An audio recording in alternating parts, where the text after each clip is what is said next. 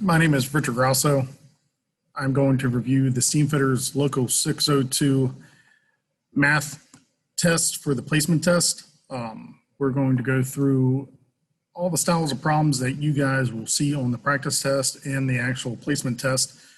So we're going to go through each and every one step by step, and I will go through on how to solve and what to look for, and hopefully that'll be good enough for you guys. So we're going to go ahead and start. So the first style of problem will be a standard addition problem. Okay, so you have 375 plus 948 plus 22 plus 659. Now, they won't all be written out vertical. Sometimes they'll be horizontal. You just have to remember that everything lines up starting with right to left, okay? So everything will line up on the right side.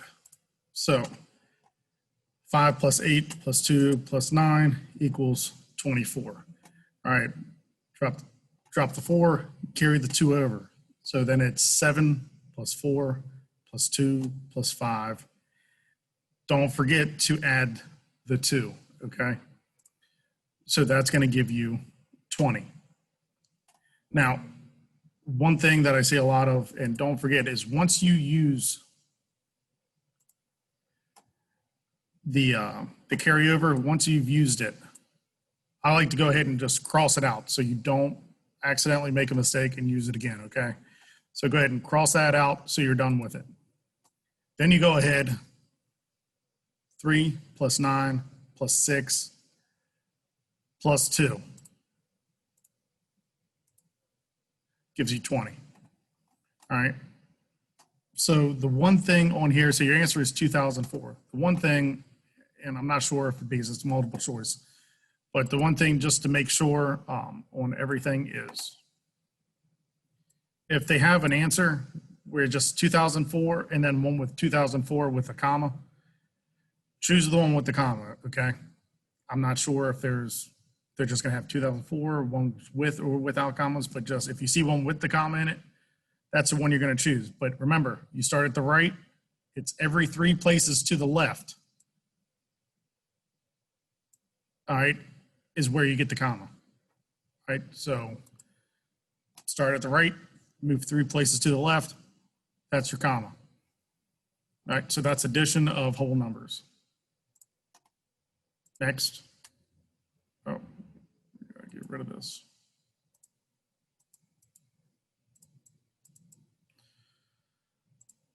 All right, so we have 658 minus 395. Once again, they're not all going to be vertical. It might be horizontal, left to right. Remember, everything starts at the right, 8 and the 5, and then you just line them up that way. So 8 minus 5 gives you 3. Now, 5 minus 9, we're going to have to borrow, okay? We will not have a negative number here. So 5 minus 9 does not work. So that means we're going to have to borrow from the 6. So when we borrow from the 6,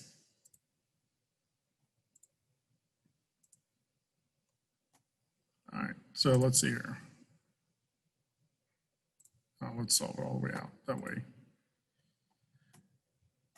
All right, so we had to borrow from the 6. That turns into a 5, okay? We borrowed 1, so that's the equivalent of 10. So that's where the 15 came from. You added 10 to the 5. So that gives us 15. 15 minus 9 is 6, okay? So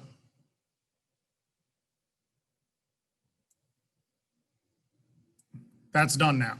So that leaves us 5 minus 3. Do not forget, when you borrow, write the new value right above it, okay? In this case, there wasn't enough room for the software, so they put the 5 next to it.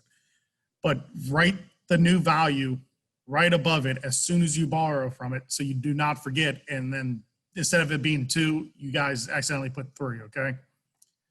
So 5 minus 3 equals 2. So now we're done with this one. So the answer is 263.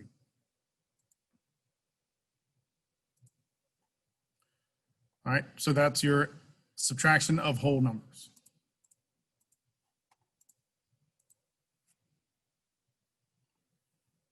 Multiplication of decimals. Do not move the decimal. Count the number of decimal places in each number. Add up the total number of decimal places. Count off this number in the product and put the decimal there. All right, so this is just a generic kind of step-by-step for a multiplication of decimals, but we're going to show you in the next slide how this is done, okay? Once again, not all problems will be written out vertical. They might be horizontal. So what the previous slide was stating was you have to line up the decimals, okay? With multiplication of decimals, you don't have to line up the decimals in multiplications, okay? You're gonna solve it out like a normal problem, okay? If this was addition of and subtraction of decimals, we would line them up. In multiplication of decimals, you don't have to line up the decimals, okay? You're gonna solve it out as a normal multiplication problem, and then at the very end, you're going to move the decimals by counting the decimal places, okay? So we're gonna go ahead and do this. 8 times 2 is 16, we carry the 1. 2 times 2 plus 1 gives us 5. Move over, like once again, you would cross out the 1 at this case, just so you don't get confused and accidentally use it again. So 7 times 2 is 14. Carry the 1 over. So it's 3 times 2 plus 1 gives us 7. All right. So now we're done with, see, okay, so they cross them out. So they did it at the very end. So I suggest doing it as you go. As soon as you use it, cross it out just in case. All right, so now we're done with the 2. So anybody knows, once you go ahead and start another line of multiplication, you indent. It's 0 here, okay? Right here underneath is 6, it's a 0. So 8 times 9 is 72, all right? So you can see they carried the 2. So 9 times 2 plus 7 is 25. Now 9 times 7 plus 2 gives us 65. 9 times 3 plus 6 gives us 33. So now the 7,456 and 33,552. This is an addition problem now, okay? So now you just add up these two numbers. 6 plus 0, 6. 5 plus 2, 7. 4 plus 5 is 9. 7 plus 5 is 12. All right? So don't mind the decimal point yet. So you carry the 1 over. 1 plus 3 is 4. And 3 plus 0 is 3. So now you go back to the original problem. Now you count the places to make this a whole number. So 37.28, we would have to move this decimal place to the right 2 places to make this a whole value. Same thing with the 92. We would have to move it 2 places to the right to make it a whole value. So that's 1, 2, 3, 4. So you come down here, the decimal would start right here at the end of the, so this is where this is a whole number. So it would start here. So we need to go 4 places to the left. 1, 2, 3, 4. So that's where the decimal value would go, right then and there. So the answer is 34.2976. All right. So with multiplication of decimals, you do not have to line it up. You treat it just like a normal multiplication problem in the beginning. Then at the very end, you count the number of places it would take to make that number a whole number, right? To remove the decimal places from it. Then you would go down to your final answer, start at the right, because this is where all whole value numbers, decimal places start. And then count to the left, 4 places in this case, and place the decimal point. So the answer is 34.2976.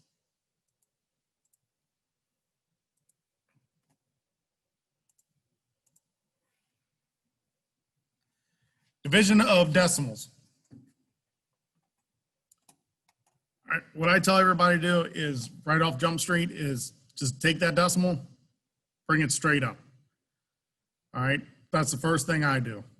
So you bring that straight up. So 220 goes into 2 how many times? 0. 220 goes into 24 how many times? 0. 220 goes into 242 one time. So now you would write the 220 underneath the 242, and that is subtraction. So you go ahead and subtract that out. So 242 minus 220 gives you 22. Now we bring down the 5. 220 goes into 225 one time. Once again, underneath the 225, you're going to put 220. Subtract that. That gives you 5. Bring down the 0.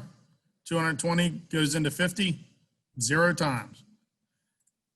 Bring down the other 0. 220 goes into 500 2 times. So 2 times 220 is 440. That is it, because there is no more whole value, no more numbers underneath of your division bracket. So this is where we are going to stop. So then you would already have your decimal point up there, but if you did not, you'd bring this decimal point straight up. You don't have to do any counting. You bring that decimal point straight up. All right, the 500 minus 440, you don't have to solve it out because this is the last value underneath the division bracket, okay? If there was another 0, you would solve this out to 60, drop down another 0 to 600, and then you would go 220 goes into 660, however many times, okay? 600, how many times? But there is no more. This is only 2 zeros, so we stop here once we get that value here, the 2. So 11.02 is my answer.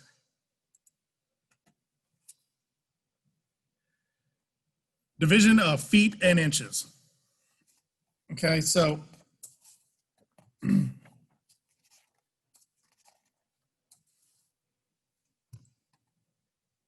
what you're going to do is go 8 goes into 34 how many times? 4. 8 times 4 gives me 32. Once again, this is subtraction, so 34 minus 32 gives me 2 feet, okay? You have to be very conscious of this is the foot increments, okay? Now, you have notations for values. So this is 34 feet minus 32 feet equals 2 feet, okay? So do not forget that when you're subtracting this, because we're dealing with feet now, your answer is in feet. Now, you go ahead and bring down the 8. But what you have to do now is convert the 2'8" to inches, okay? Because we found out our whole feet already, which is 4.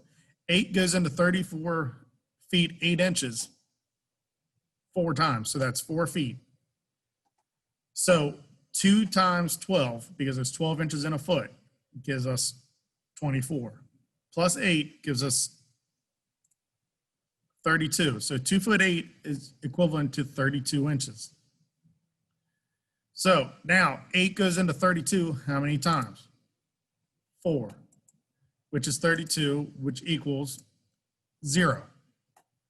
So when we solved in inches, my answer is inches.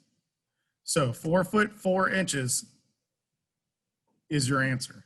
So if you went and did this back in reverse, 8 times 4 foot 4 in inches, or converted it, it would come out to the inch equivalent to 34 foot 8 inches. All right, so 4 foot 4. You solve them for feet first. You got your foot answer, which gives us 2'8". Now we're solving for inches. So now you have to convert the foot and inches to whole inches. Then take your 8 divided by your inches, gives us 4. The answer was 0. Divisions of gallons and quarts. Kind of the same thing we had on the last one. Up here in the top right corner, it tells us 1 gallon is equivalent to 4 quarts. So what we do here, 3 goes into 10 3 times. 3 times 3 is 9. That is subtraction. 10 minus 9 is 1 gallon. Bring down the quarts. We already figured out our gallons here, okay? So now we need to convert this gallons and the quarts strictly to quarts. So up here it says 1 gallon is equivalent to 4 quarts. So this is 4 plus 11. So 4 quarts plus 11 quarts gives us 15 quarts. 3 divided by 3 goes into 15 5 times. It's 15 quarts. Leaves you with 0. So this right here, you guys are probably looking at it and saying, well, 5 quarts, 4 quarts equal a gallon. So if we were to 4 gallons here, so this would be really 4 gallons and 1 quart, okay?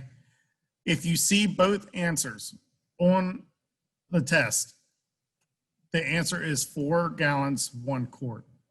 But if it's just, they don't have that and it's 3 gallons, 5 quarts, this is your answer, okay? Look for this answer. And then, like you said, because this is 5 quarts, obviously 4 quarts is a gallon, so you can make this 4 gallons and 1 quart. So if that answer is on the test, it's 4 gallons, 1 quart. If that answer is not on the test and it shows this, even though you could break this 5 quarts down a little bit farther, this would be your answer, okay? So look for both of them, but if it's just showing 3 gallons, 5 quarts, that's it on the answers, circle that one. But if there's an answer that says 4 gallons, 1 quart, that's your answer. Word problem. At $8.07 per hour, how much money will you earn in 40 hours? All right. This is, everybody knows pretty much how to do this one because this is how you know what you're going to make a week, right? So 7 times 0, 0, 0 times 0, 0, 8 times 0, 0. Now we're done with this 0 next to the 4. So cross that out. We have the indent. 7 times 4 is 28. 0 times 4 is 0 plus 2. 8 times 4 is 32. Now this is addition. 0 plus 0 is 0. 0 plus 8 is 8. 0 plus 2 is 2. 2 and 3. Now, we go back up to the beginning problem. So there's only 1 decimal point in this problem, okay? And that's on the $8.07. So we go up here to the decimal place. How many places do I need to move this to the right to make that a whole value? So it's 1, 2. Come down here to the right of the 0, and I move over 1, 2. I put the decimal place. So the answer is 322.80.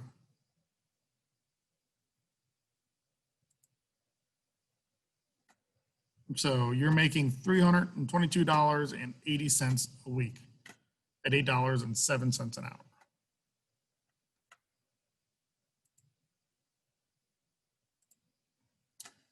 All right. 1 meter is equal to 3.28 feet. How many feet are there in 30 meters? So you're going to take 3.28 feet and you're going to times that by 30 meters. Okay, that was the question. It tells you 1 meter is equal to 328 feet, which we have right here. And how many feet are there in 30 meters? So that's where we got the 30. So we go 8 times 0 gives us 0. 2 times 0 gives me 0. And 3 times 0, once again, gives me 0. We indent now. 8 times 3 is 24. 2 times 3 is 6, plus 2 is 8. This is where I would go ahead and cross out the 2 because we're done with it. 3 times 3 is 9. So now we go ahead and add that. 0 plus 0 is 0. 0 plus 4 is 4. 8 plus 0 is 8. And 9 plus 0 is 9. Once again, you go up to the original problem. We only have one decimal place in here, one decimal in this equation, right? And that's in the 3.28. So we go to the decimal. How many places do we need to move this to the right to make it a whole value? 1, 2. We go down here to the right of 0, and we go to the left, 2 decimal places, 1, 2. And we place it between the 8 and the 4. So my answer is 98.4 feet are in 30 meters.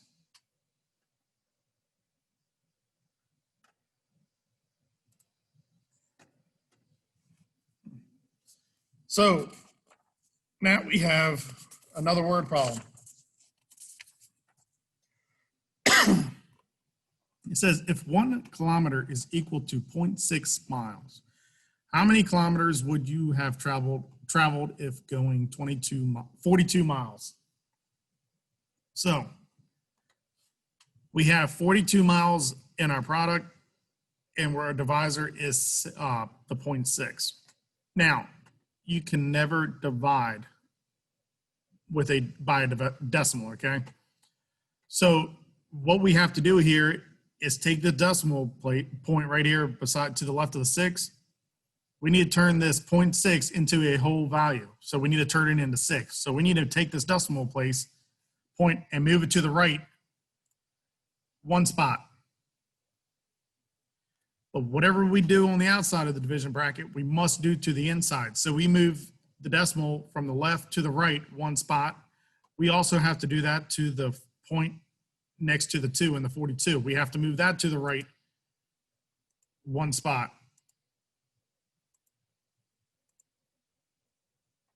And that turns, so our new problem is 420 divided by 6, okay? You take whatever your divisor is, turn that into a whole value.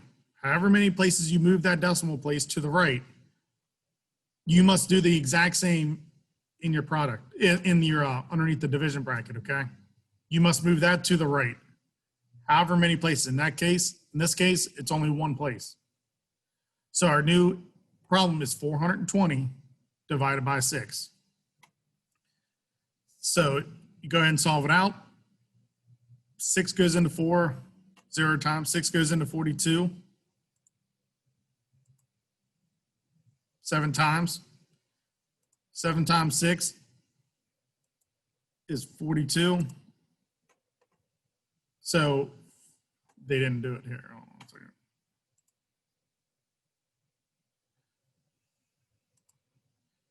So this would be a minus 42. So this gives us a 0.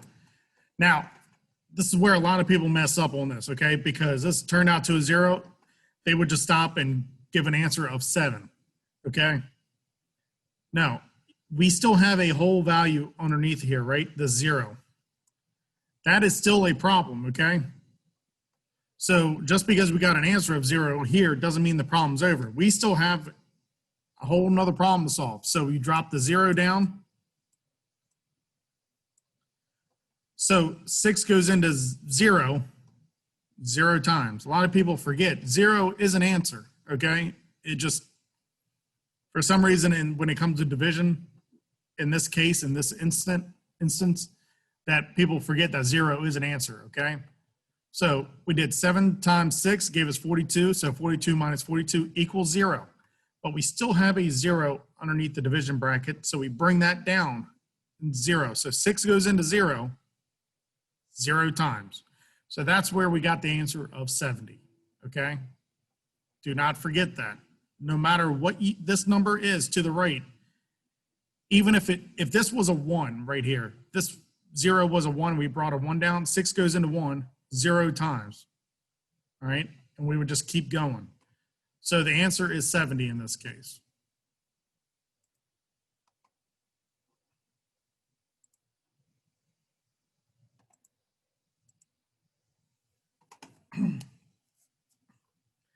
A British thermal unit, BTU, is the amount of heat required to raise 1 pound of water 1 degree Fahrenheit. How many BTUs would be required to raise 45 pounds of water 18 degrees Fahrenheit? So they already set this problem up for you, okay? The formula is pounds times your delta T, so your change in temperature, okay?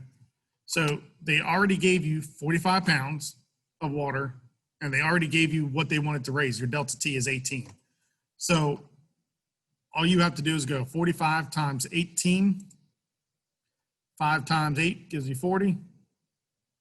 4 times 8 plus 4. 36, cross out the 4. Now we got an indent.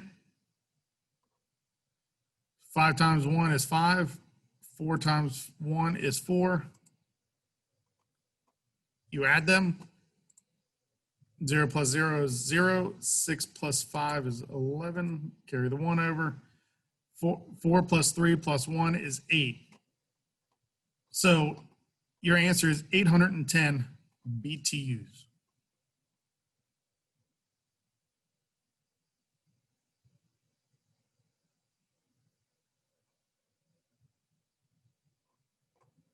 One thing they didn't do on this was did not cross out the 4 as soon as you were done with it. So like I said, when you guys are taking the test or practicing on this, cross it out as soon as you used it. That way you don't take a chance of making that mistake and using it again.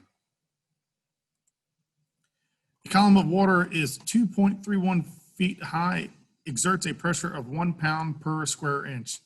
How much pressure does a column of water 47 feet high exert? All right.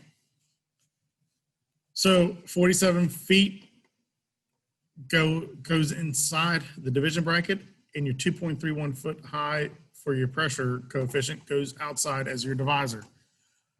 We just did the problem. Excuse me.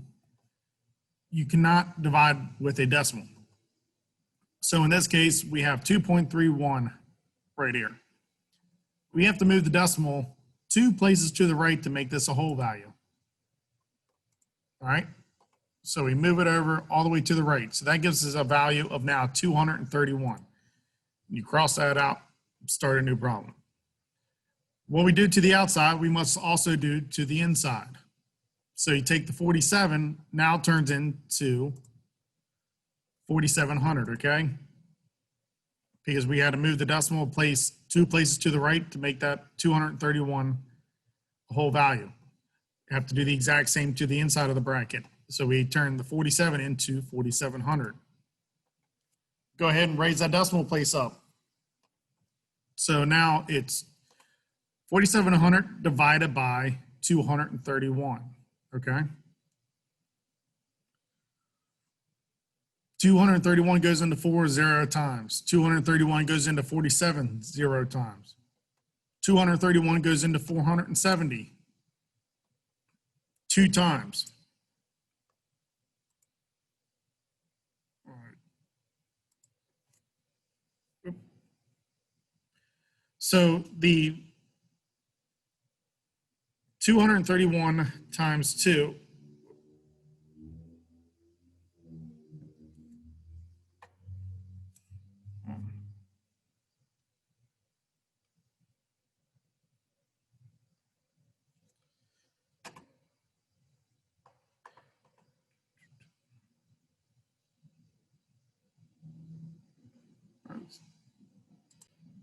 oh.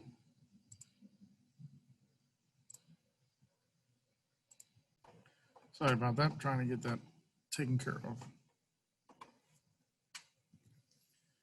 So 231 times 2 is 462. Let me get my annotate right here,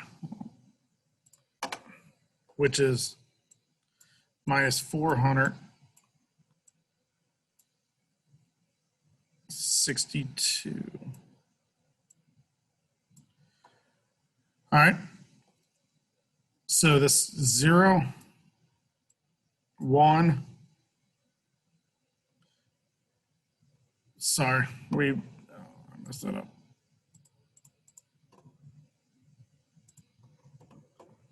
We gotta cross this out, make this a 6. Borrowed the 1. This turns into an 8. 6 minus 6 is 0. 4 minus 4 is 0.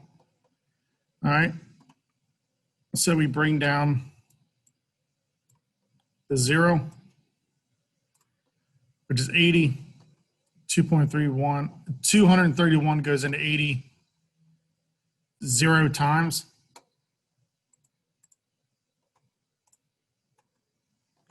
So now we bring down, we add a 0. So bear with me, I'm trying to get this. So this is a 0, we bring that down. So 231 goes into 800 3 times, which is minus 693. So you go ahead and subtract that. So you get 800 minus 693 gives you 107.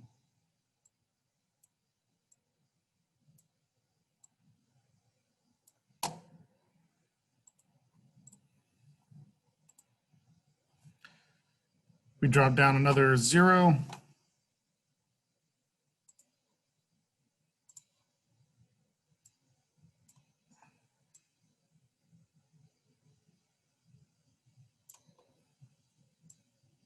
So 231 goes into 1,070 4 times, which gives you 924.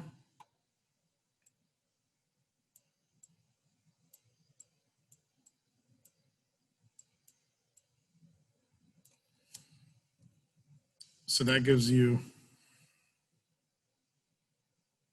146.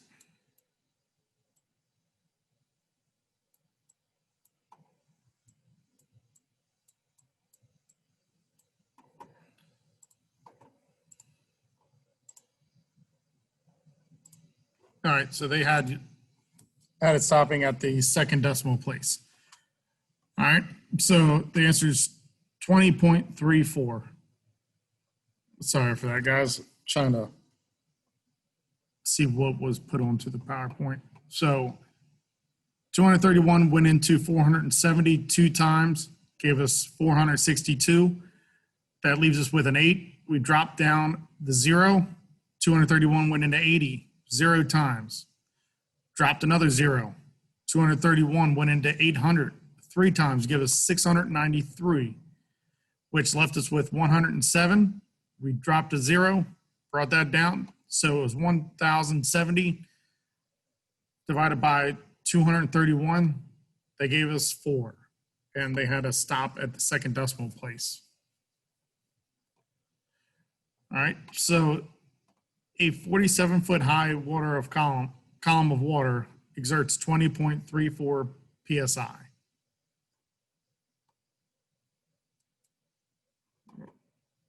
Clear that.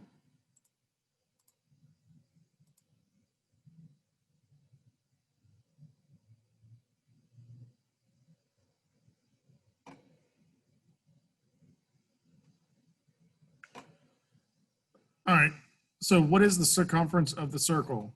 So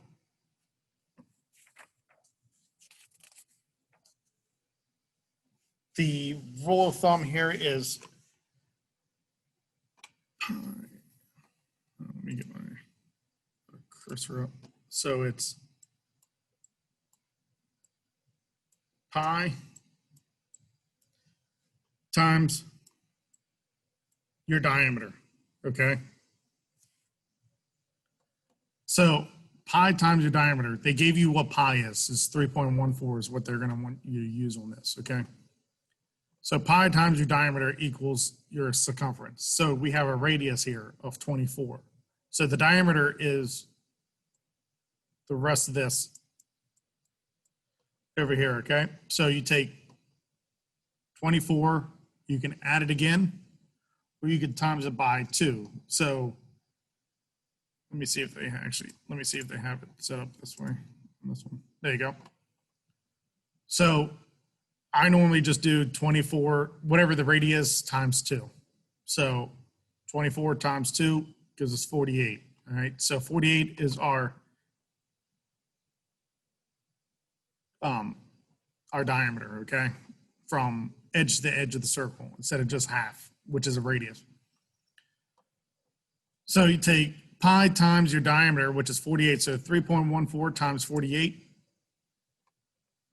You solve it out for as a multiplication of decimals. It gives you 150.72 is the circumference of this circle of a diameter of 48 or a radius of 24.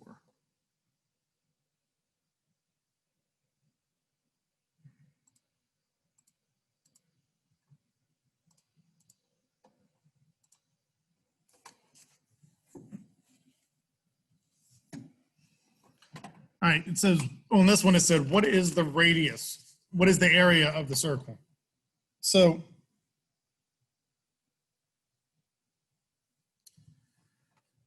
it gives you the problem right here. It says area equals the radius squared times pi.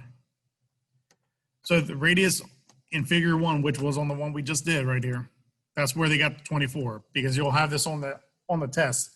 They'll have one figure shown, it'll be called figure 1, and then they'll have like 2 to 3 problems that deal with that figure. Okay, so just, you might have to flip back and forth a little bit, but that's where that 24 was. All right, so you won't have this problem set up on your test. Okay, it'll just say what is the area of figure 1, and it'll have this formula right here. You got to flip back, find the radius, which was on figure 1, which is right here. It's 24. Then come back to this problem, fill that in. All right, they also gave you what pi was on the previous one, right? Pi equals 3.14. So it gives you all the information you need to solve this one. You just have to plug them in the right area. So it's 3.14 times 24 squared. So what squared is, or raised to the second power, it's not 24 times 2, okay, like we just did, okay, because that would be finding the circumference. This is finding the area. 24 raised to the second power is the same as 24 times itself. So 24 times 24 equals 576, okay? So if you don't have a second power key on your calculator, or you don't know how to do it, it's just 24, it's whatever it is times itself. All right, so 24 times 24 is 576. So now it's a multiplication of division. So it's 3.14 times 576 gives you 1,808.64 is the total area in figure 1, okay?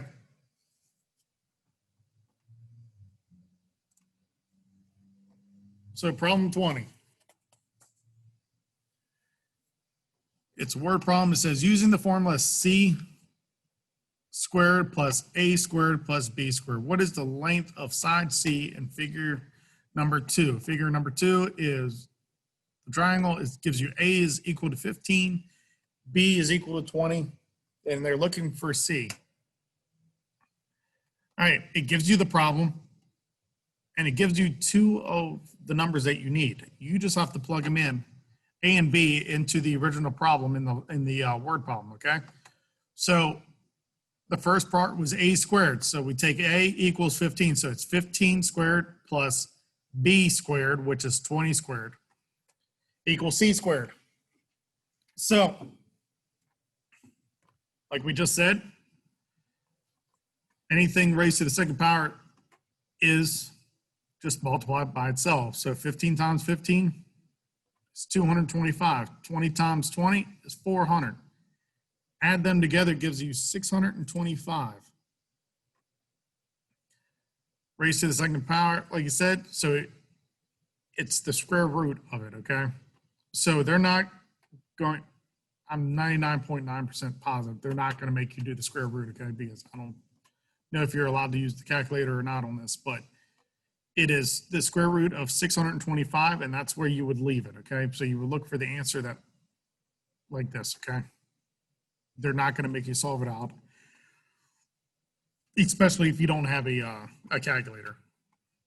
So, and once again, c squared equals a squared plus b squared. It gives you a and b. You plug that into the problem. So 15 raised to the second power plus 20 raised to the second power. It's 22. It's 15 times 15 is 225 plus 20 times 20 is 400. Add them together. Square root of 625.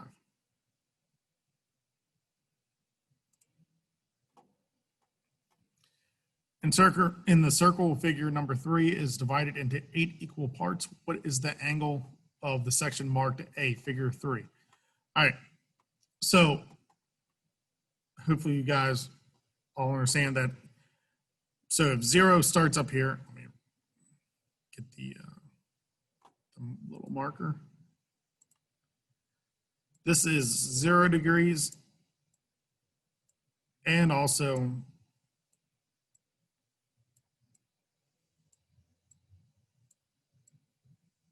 360 degrees, right? So 0 degrees right here, we go all the way around back to 0, that's 360 degrees, okay? So also we know right angles, right? So we know this is 90 degrees. This is 180. 180 degrees, and this is 270. All right. So if you take 0, what's the half of 0 and 90?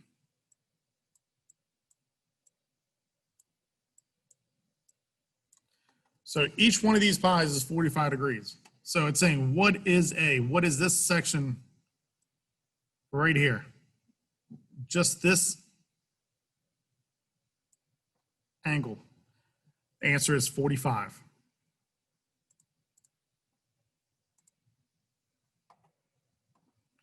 All right, each one of these sections was 45.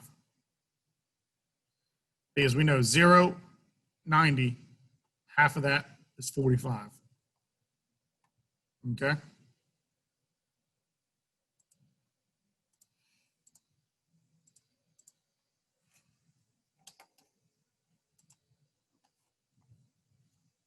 Says find the value of x in the equation.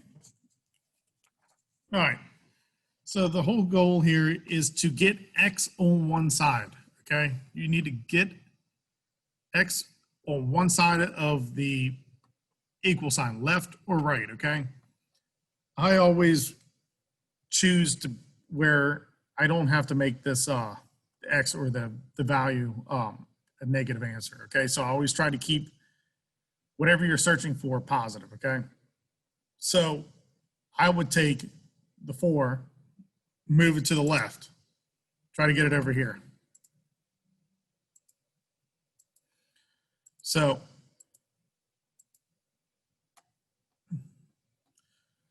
like I said, I want to keep the larger value where it is.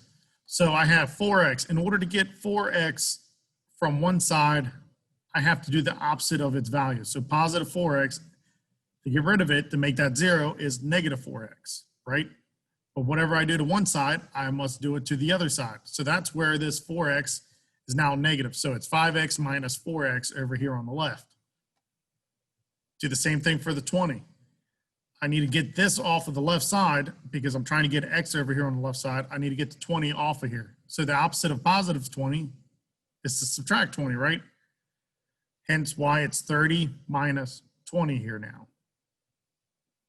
All right, so the whole goal was to get these exponents all by themselves. And I chose to try to keep it positive, okay? So that's what I did here. So in order to do that, I need to get 4x from the right side to the left, which the opposite of 4x is negative 4x, or subtract 4x, gave me 0, but I had to also do that to the left side now. So that's where the equation 5x minus 4x equals 30 minus 20. 5x minus 4x equals 1x. Now it's equal 30 minus 20, 10. Now, you have 1x here. So 1x is equivalent to just x equals 10. If this was any other value, if this was a 2x, in order to get 2x next, number next to an exponent is multiplication. So in order, the opposite of multiplication is division. So you would do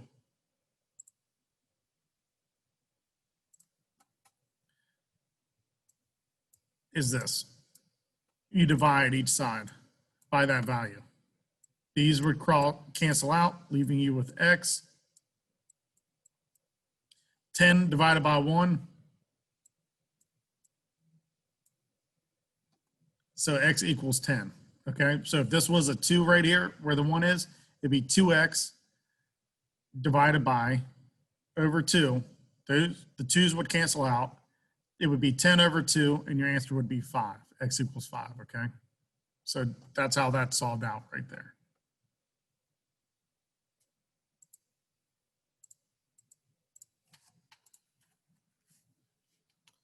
All right, we have addition of fractions.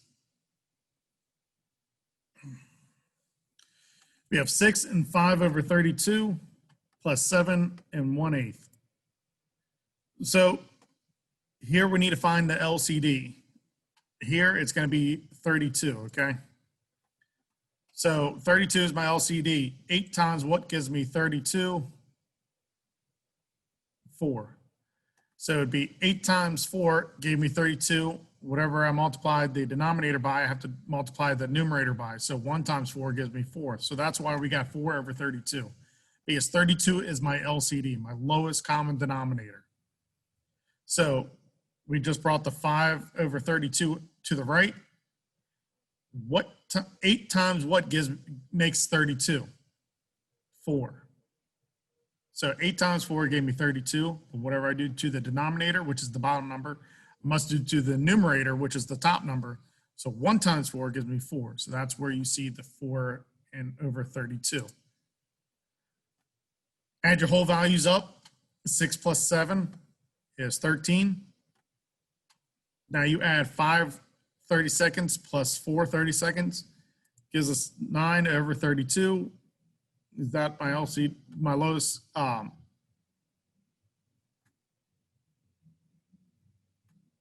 Yeah, that's simplest form. So 9 over 32, that is the answer. Whoop. So 13 and 9 over 32. That's everything reduced down as far as it can go. So 13 and 9 over 32 is the answer. So we have 9 minus 5 and 5 30-second.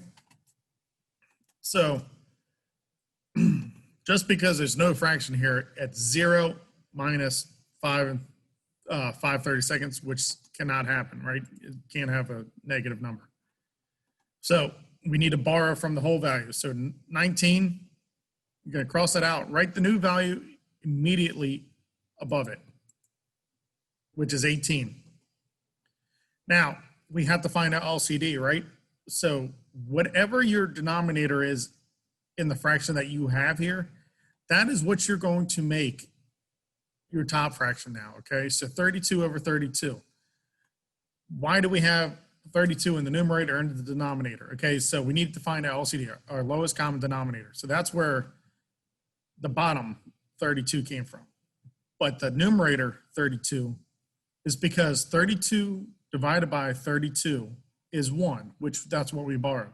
Remember, a fraction is just a division problem, okay? So 32 divided by 32 is 1, which that's what we borrowed. So now we have our LCD now, it's 32. So we go ahead and take our whole value, subtract them, 18 minus 5 gives us 13. We got 32 minus 5 gives us 27, and your denominators obviously stay the same. So 13 and 27 over 32.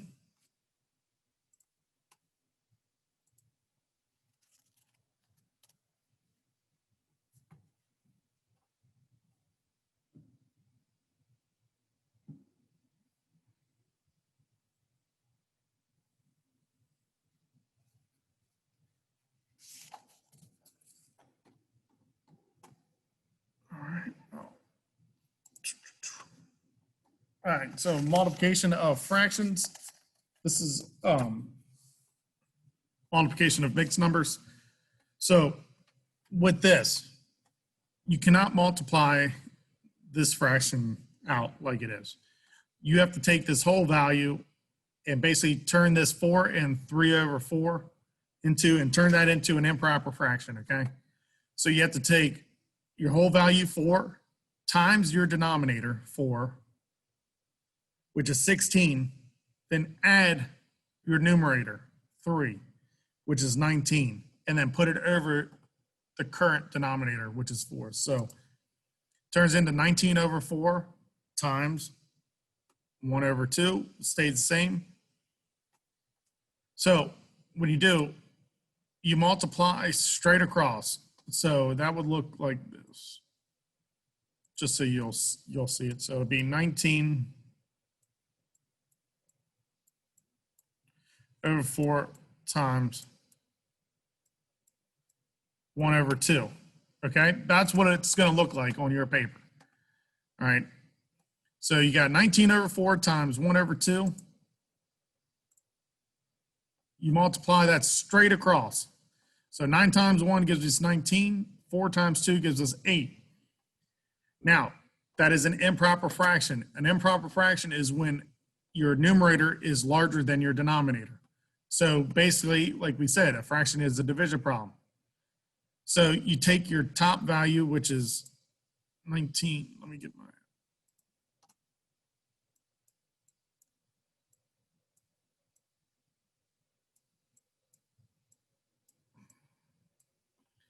Your 19, your numerator always falls to the right for the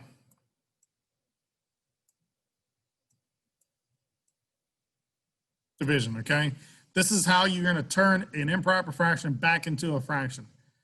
So 8 goes into 19 2 times, which is 16, right? Leaves you a remainder of 3. Now, your denominator stays the exact same, okay? Which is 8. That does not change. Your product right here, this 2 is your whole value. This 3, your remainder,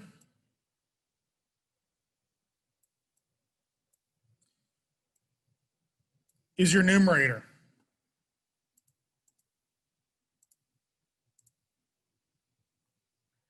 Your answer is 2 3/8.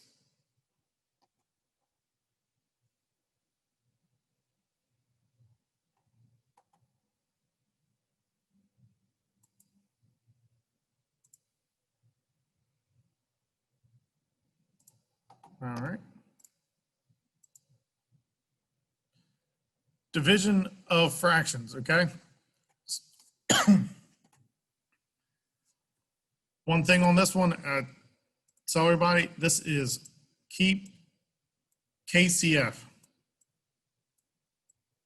Keep, change, flip. And you will see that in just a second. So you have 3 over 4 divided by 1 over 4. So that means keep the first fraction. C, change. Opposite, change it from division to multiplication. F for flip. It means you're going to flip your second fraction. So instead of it being 1 over 4, it's going to be 4 over 1. So basically you take your denominator and put it as the numerator. You just flip the fraction up on end, okay? So with that, once again,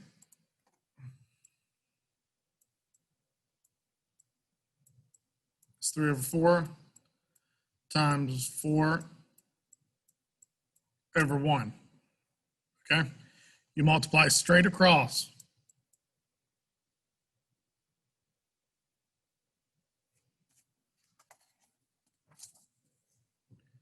It gives us 12 over 4. That's the numerator is larger than my denominator, so it's an improper fraction. So remember, your numerator always falls to the right in this. So it's 4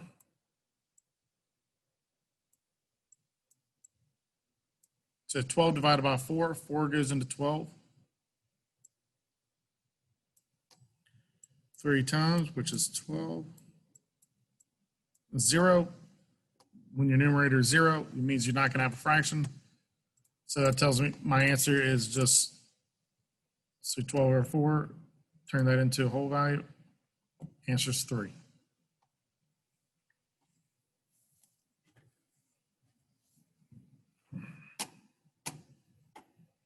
All right.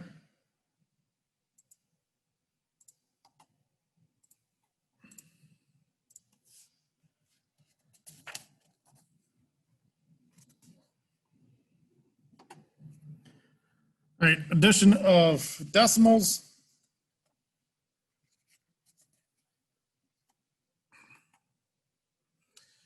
All right, with this one, it's not like multiplication where you just line everything up starting from the right to the left. Addition and subtraction of decimals. You have to line up the decimals, okay? You line up the decimals as you can see here. And then you just go ahead and drop that straight down. Once you line them up, that's where the decimal is going to be placed in your final answer, okay? It's not like multiplication of decimals or anything like that. It's where you count at the end. Nope, this is done right from Jump Street, okay? So if there is a board, like you said, where it was 0.628, and then there was a 5 and 5 on each side, and there's a space, you're filling that in with a 0, okay? 5 plus 5 is 10, carry the 1, add them together. You keep adding everything together. All right, it's 19.3510. As you can see, the decimal place goes straight down, okay? Addition and subtraction, straight down. Wherever you line up all the decimal places first, you drop that thing straight down into your final answer, okay? There's no counting or no nothing. Line up your decimals on addition and subtraction of decimals, and then you drop it straight down to your final answer. Subtraction of decimals, same thing. You line them up. We have to borrow. Make sure you write the new value above it, which is 8. 15 minus 6 gives you 9.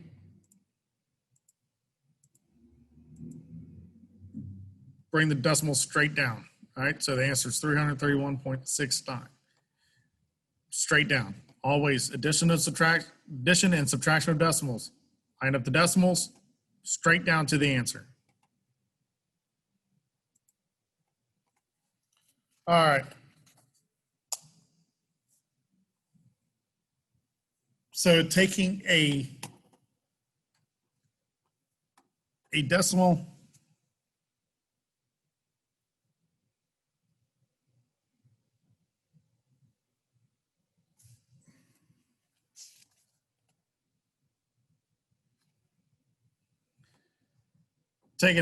and turning it into a percentage. So 0.25, we have to move the decimal place 2 places to the right.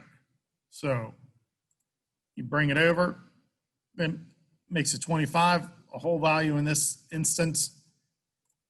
That turns it into 25, which takes our percentage to a 25%. So 0.25, turning that into a percentage is 25%, because this is 0.25 of 1, okay? That's what it's based off of. So 1 being a pretty much like 100%. So 0.25, take the decimal 2 places to the right, turn that into a percentage, 25%. All right, taking a percentage and then turning it into a whole value. So we know that the decimal point is to the right of the 5, okay? So we have to go 2 places to the left, just reverting what we just did, all right? So we have the point, the 225, 225. We take that decimal, we move it 2 places to the left, gives us 2.25. That's our answer. All righty. So convert the percentage to a decimal multiplying the two numbers.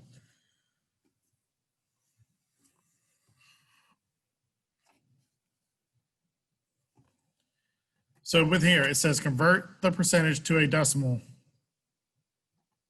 and then multiply the two numbers. So we just did it. So we have to take, in order to go from a percentage to a decimal, we got to take this decimal point and go to the left two spots.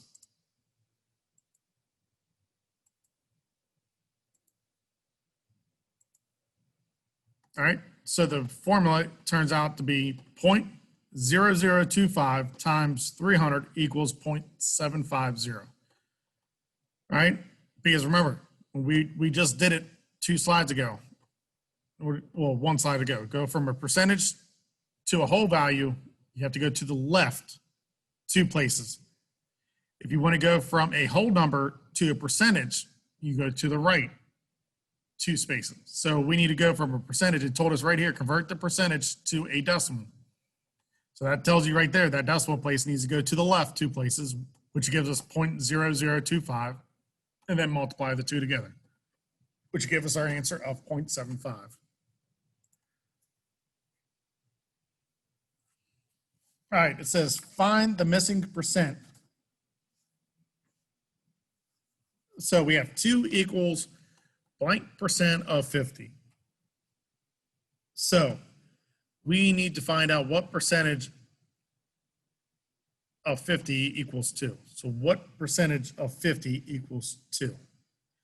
So you're going to take 2 and you're going to divide, well, you're going to take 50 and divide it by 2.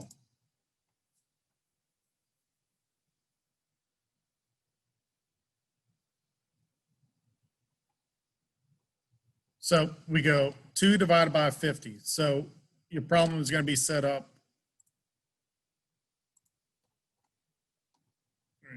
It's not in a way, so.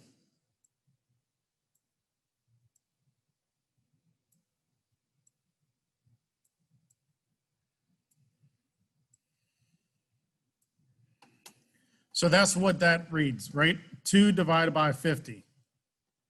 So 2 is inside your division bracket. By 50 is your divisor, which is 50.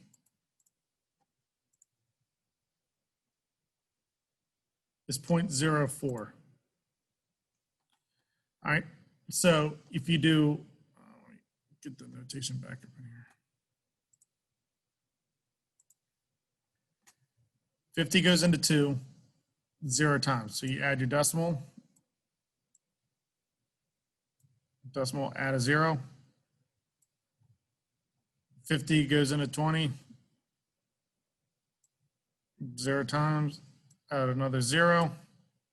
50 goes into 200,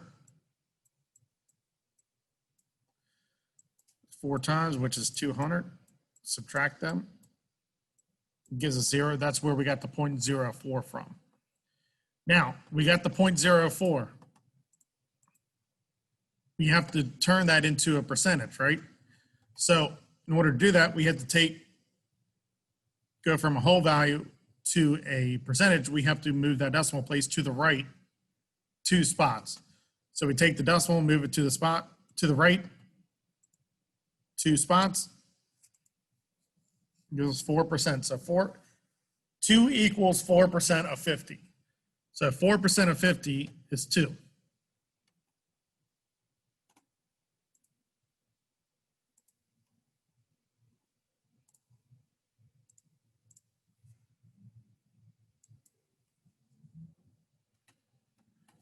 All right, the next one is, what is the interest on 38,925 for 1 year at 5.5% interest? So first thing we got to do is convert 5.5% back to a whole value. So you take the 5.5, which is 5.5, move that decimal to the left 2 places, which gives us 0.055. And then you set up your problem. 38,925 times 0.055. Multiply that out. That gives you 2,140.875. Because then you would go back up and find out what your decimal places were. Because this number right here, the 2,140.875, would not have that decimal place in it yet. It would just be a number, long number right there. So you would go back up into the original problem, find out how many decimal places you would need to move to make it a whole value. So 38,925 is already a whole value, but this 0.055, we would have to move it 3 places to the right to make it a whole value.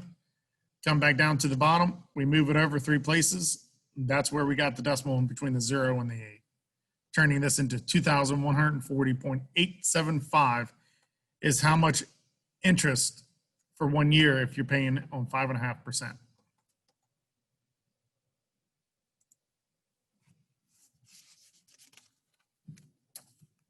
All right, the next word problem is using the formula for, Fahrenheit equals, let's see, 9/5 plus 32. What is the Fahrenheit temperature of a liquid with a centigrade temperature of 80 degrees? So basically, this is your conversion. It's going from 80 degrees Celsius to Fahrenheit, okay? So 9/5, divide that out, is 1.8. So if you don't want to do fractions and you like decimals better, 9/5 is equivalent to 1.8, right? So what we would do here, so this 9/5 in the original formula backed up to the C, which is your Celsius, that is multiplication, okay? So that's why you have the 1.8 times 80, because the 9/5 backed up to the C is multiplication. So like we did, the 9/5 equals 1.8. So that's, instead of doing fractions, we're just dealing with it in decimals. So remember PEMDAS, okay, your order of operations. So parentheses, exponents, multiplication, division, addition, subtraction, okay? Or please excuse my dear Aunt Sally if you guys remember it that way. So PEMDAS. So parentheses is first, right? We have to do whatever we do in the parentheses first before we do anything else. So parentheses, so you go 1.8 times 80 gives us 144. Then plus 32. So then we could go ahead and complete the rest of the problem. So 80 degrees Celsius equals 170 degrees Fahrenheit. And that's our answer. All right, the next word problem.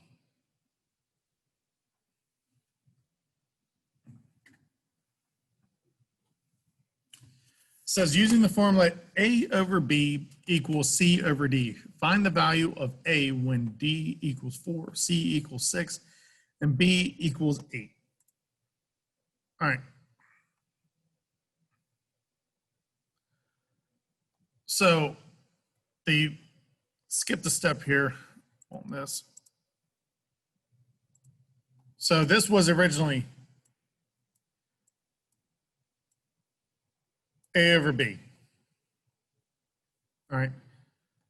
So this is a division problem. The opposite of division is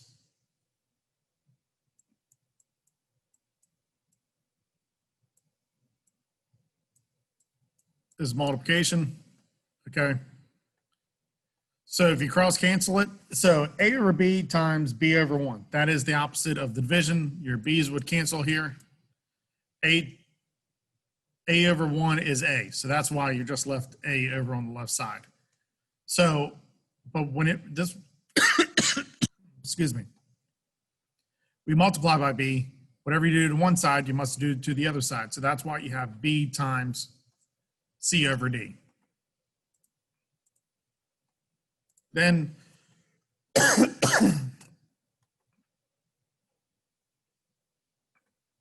you go ahead and you plug those numbers into the formula here, which this is actually, sorry, I forgot to write that.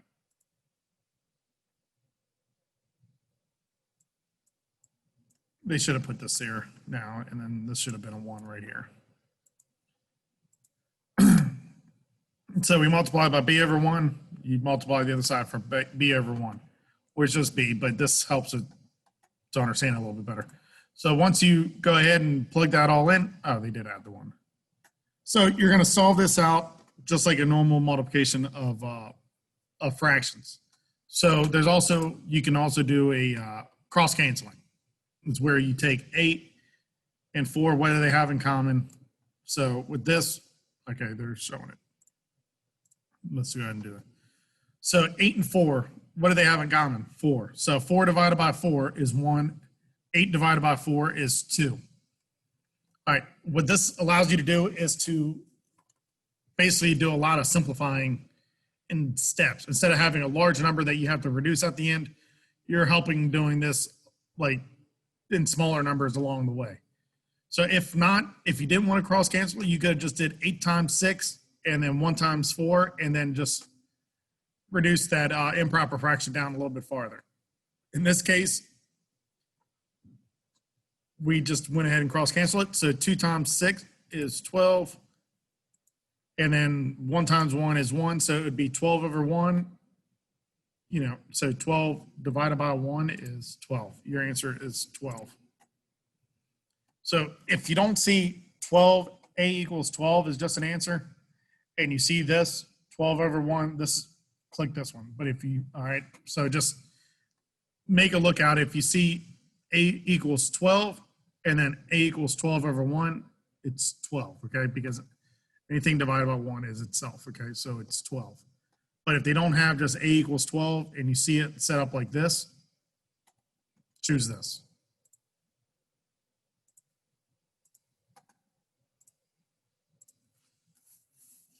All right.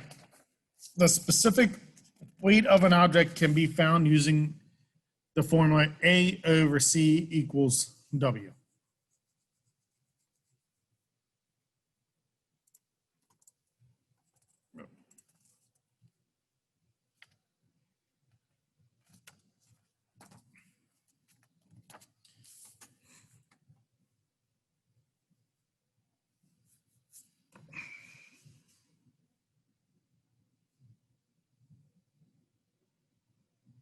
All right, so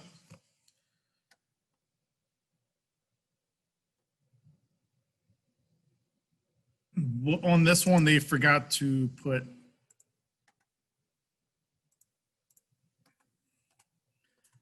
here A equals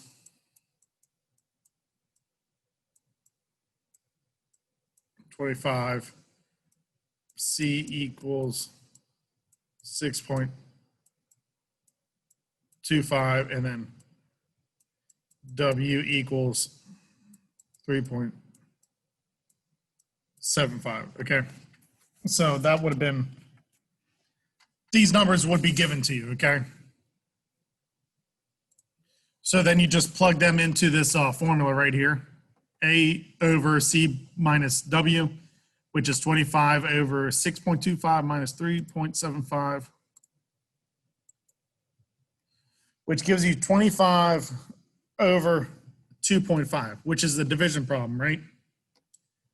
So it would look, remember your denominator always falls to the right on division. So it's 2.5 divided by, well, it's 25 divided by 2.5. Remember, you cannot divide by a decimal, so we have to move this one place, decimal place to the right to make this a whole value, right? We cross that out. Now this turns into, this decimal place is right here. We got a 0. We got to move this over right here. So our new value is 250 divided by 25, which 25 goes into 250 10 times, right?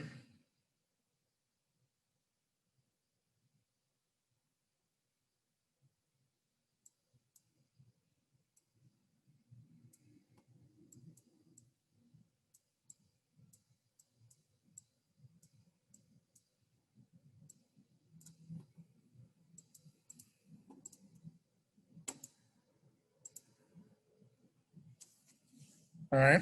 So the answer is 10 on this one. So just remember, if you're ever dividing a decimal and your actual divisor is a decimal, you have to make that a whole value, okay? You cannot just divide by a decimal, okay? It does not work. So you have to move whatever you have to do to make that decimal a whole value, do it. But then whatever you have inside your division bracket, you have to also do the exact same thing. Move that decimal, however many decimal places you moved it, to the right, okay? In this case, so that turned the original problem from 25 divided by 2.5 to 250 divided by 25. Hence, that's why the answer is 10, okay? So that's why I wanted to show you up here on the, write it out, just so you saw the, why we got 10. So it wasn't anything crazy. Right, and that is it for the math test review. That it's everything that is going to be on the on your actual exam for the placement test. Okay, so like I said, you'll be able to click this link or however they're going to set it up for you guys. Pause it, go back to it, watch it a bunch of times, make a couple of problems, kind of the same way that you see here, style-wise. Or pick up the practice test. I'm not sure if you can pick it up or go online and get it, but use this as an example, as a study guide to kind of just see how it is. Like you said, it's not saying that you don't know what you're doing or how to do it. It just might just knock off some cobwebs and all that, and make it a little bit, just kind of spark a light so you can remember it a little bit easier when you get to the test and all that good stuff. So this is going to be a good study guide for you guys for pause and stop. Try the problem out. As soon as you see the problem, write it down. Try to solve the problem out before you even see me go through it. And then once the problem goes on, play it and see if you got the right answer. So that's another way of doing it. So I appreciate you guys and all that, and good luck on the test.